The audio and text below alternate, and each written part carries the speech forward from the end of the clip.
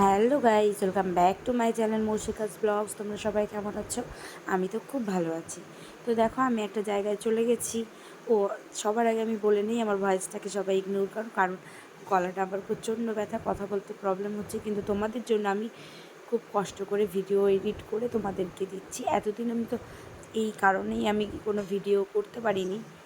তো এটা ভিডিও কয়েকটা ছিল, তো সেটা আমি সব কিছু ইয়ে করে তোমাদের সাথে আমি শেয়ার করলাম। ভালো লাগলে কিন্তু অবশ্যই একটা লাইক এবং সাবস্ক্রাইব করে দিন।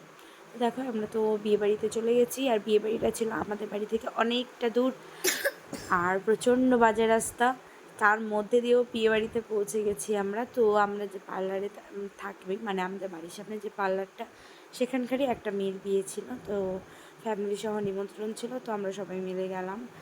গিয়ে এখন গিফট টিফট দিয়ে সেটা বাইরে দাঁড়িয়ে আছি, কারণ যতই হোক বাচ্চা কাচ্চা নিয়ে গেছি, যত তাড়াতাড়ি খাওয়া দাওয়া করে বাড়ি আসতে পারবো তত ভালো, তাও আবার ওই ভেতর থেকে। হ্যালো, তো দেখো এখন ছেলেকে নিয়ে স্কুলে যাব, তার জন্য রেডি হয়ে গেছি।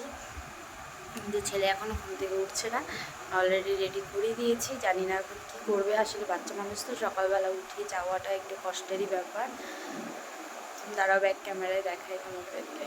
এতে দেখো শুয়ে আছে, আমার সব কিছু গোছানো কমপ্লিট হয়ে গেছে, কিন্তু ও উঠছে না। ব্যাগে টিফিন সব কিছু দিয়ে দিয়েছি, কিন্তু ও উঠলেই এখন ইয়ে করবো। অলরেডি আমি রেডি করে ফেলছি, কিছু করার নেই। বাচ্চা মানুষ সকালবেলা তো আর অত সহজে উঠতে চায় না, তো কি করব বলো, সকালবেলায় সব স্কুল, বাচ্চাদের একটু কষ্ট দিতেই হবে। আর এখনও তো স্কুল সেরকমভাবে ছুটি পড়েনি।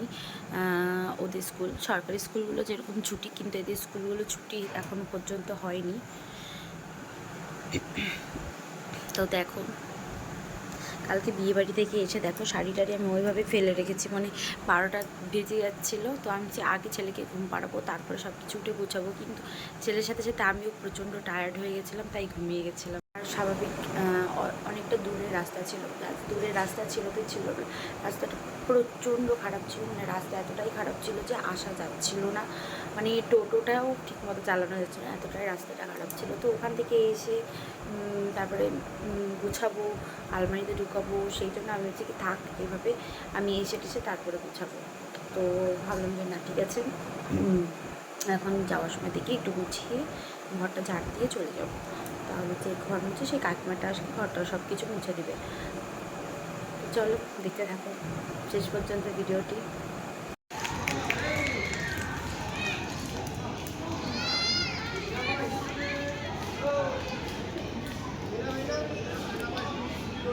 এখন আমরা ছেলেদেরকে পড়াতে নিয়ে যাচ্ছি।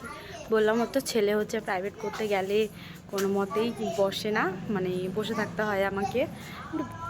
প্রথম তো একটু কষ্ট হবেই। স্কুলে গিয়েও দেখালাম আমি তোমাদেরকে ভিডিওতে, যে স্কুলে গিয়েও এরকম করছে, তো কিছু করার নেই। এখন রেডি দুজনই, কিন্তু কারোর হাত পা চলছে না। হ্যাঁ, ও ঋষি দাদা পড়া না, ওই জন্য যাবে না। দেখো রাস্তা দিয়ে কি করতে করতে যায় সবাই, দেখো পড়াশোনা করতে যায় না, খেলতে যায়, এরাই জানে। এই যে দেখো, এই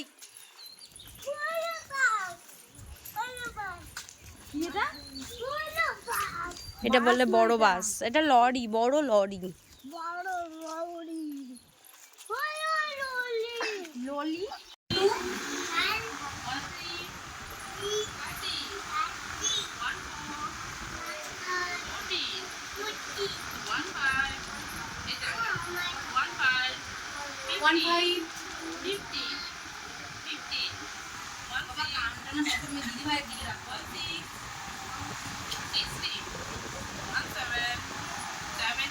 তারপরে দেখো এখানে রেডি হয়ে গেছি বিয়েবাড়ি যাওয়ার জন্য।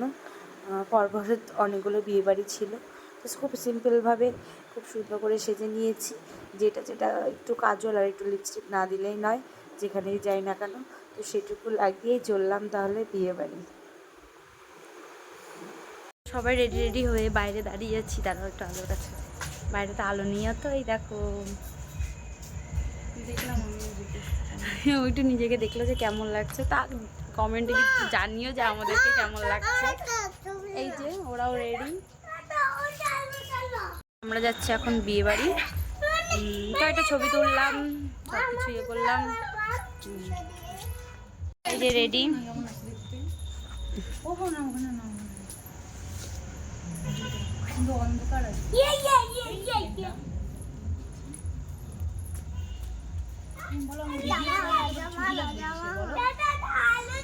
দেখো এক্ষুনি আসলাম বিয়েবাড়ি থেকে।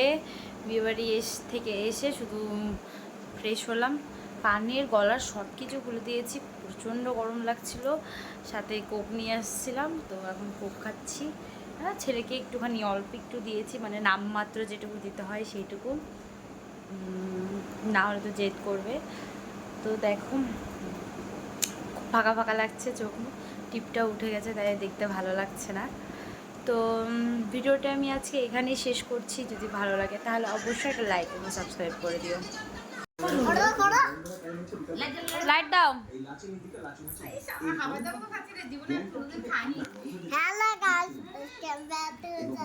ছড়ো না, ছড়ো। এক বছর নামে খাওয়া হয়ে এলো, সেই টেস্টি, একবার খেলে উপরে উপরে উঠে যেতে হবে।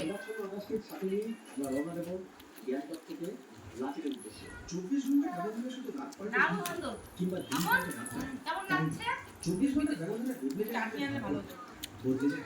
আনলি না কেন? আমাদের বাড়িতে বন্ধুদের বসে একটা করে দেখে আজকে গল্পটা কিছুটা ছিল।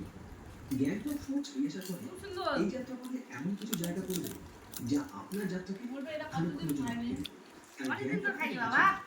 হ্যাঁ, ঘুরে আমরা খেয়ে নিলাম, খুব ভালো হয়েছে। এটা ভয়েস দিতে হবে। এটা হচ্ছে বাটার করে বাটার করে দুধ থেকে বেশি আসছে জল প্রথমে শেষ কমপ্লিট টাইমে আমরা সুন্দর জিনিসটা এখানে খেতে গেছে 20 টাকা পার পার্সন। বাবা এর মধ্যে কি ইনক্লুড আছে না, এই টয়লেট ফ্যাসিলিটি এটা ইনক্লুড আছে, আর ওখানে গিয়ে কিছু ফটোগ্রাফি যেমন হলো খাওয়া ওকে শুনে না মনের মধ্যে বেরোনোর ইচ্ছাটা না কেমন যেন বেশি বেশি করে বুঝিয়ে কিন্তু জায়গা থেকে ফেরস্তা নেমে আসছে। আমি প্রচুর জল হলে ভালো লাগতো, আমারও না। শরীরে ভালো লাগতো, আর আপাতত যা আছে এটুকুই আছে। আর এখানে রয়েছে দেখো এখন ফোন দেখছে, কি বলবো আমি বুঝতে পারছি না। আজকে আমাদের এখানে মোটামুটি একটু ওয়েদারটা ঠান্ডা ঠান্ডা, রোদটা নেই। দেখো জানালা দিকে দেখাই যাচ্ছে, এখানে কিন্তু রোদটা নেই। আর এখন এখানে ছেলেকে দিলাম হচ্ছে দুধ। এতক্ষণ দুই ভাই মিলে মারামারি করলো, জল ঢালাঢালি করলো, তাই জামা কাপড় সব ভিজিয়ে দিয়েছে। তো এসে শুধু প্যান্টটা পরালাম, এখন জামাটা পরাবো, ব্যাস তারপরে ঘুম পাড়াবো। অলরেডি বেজে গেছে হচ্ছে 1:45, নাহলে দেরি হয়ে যাবে, পড়া আছে আবার 5টা থেকে। ওটুকু খেয়ে নাও, আমি ভিডিও করছি, খেয়ে নাও, সবাইকে দেখাও।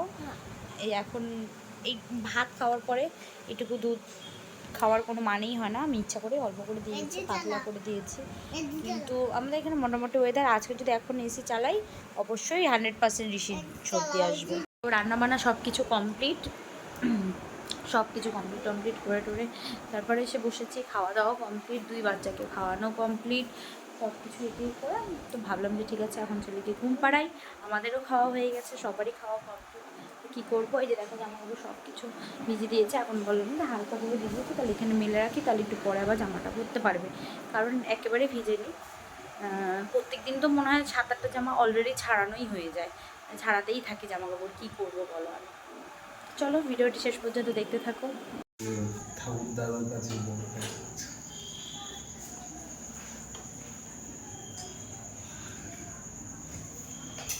মাথা ব্যথা আমাদের শুভর,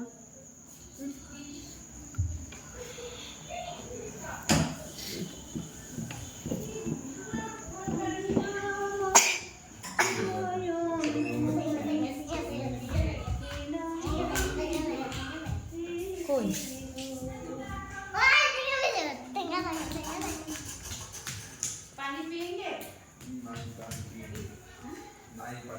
আমাদের এখানে এখন রান্না হচ্ছে খিচুড়ি, সব কিছু রেডি।